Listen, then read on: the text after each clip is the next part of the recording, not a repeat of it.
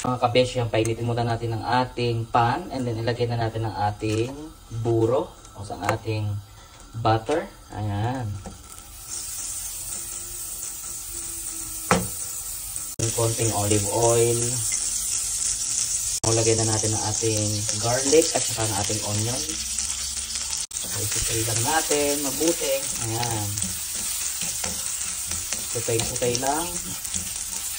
Mekos-mekos. And then next, lalagay naman natin ang ating breast chicken. So yan, pinapchop ko na siya ng naninipis. Ilalagay naman natin ang ating veggies. Ayan. So ito ay cabbage, zucchini, at saka beans.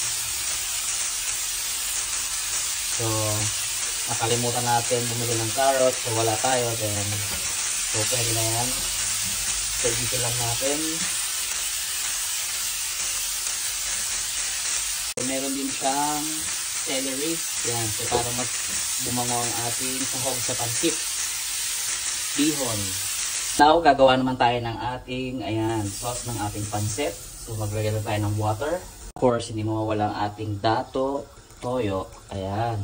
Seasoning, so ating paminta, ating pepper, then garlic powder, at ang ating pangpa-spicy, ang ating chili. Ayan. Mekos-mekos lang natin and i-boil it into 3 to 4 minutes. Okay, ihulog na natin ang ating pancit bihon. Ayan. Ating UFC Canton noodle.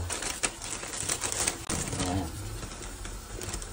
So, kung natin luto na ang ating pancit bihon. So, now, lalagay na natin ang ating ginisang gulay. Ayan.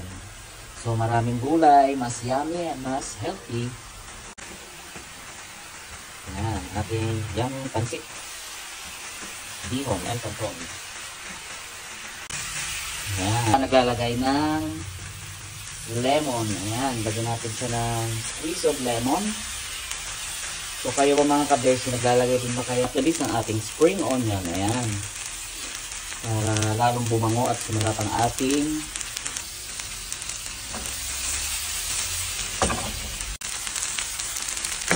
okay na to. So ayan mga kabeshi, luto na ang ating special pancit. Lagyan lang natin ng konting olive oil on top mga kabeshi. So ayan, luto na ang ating pancit canton. Kain na po tayo. Ciao!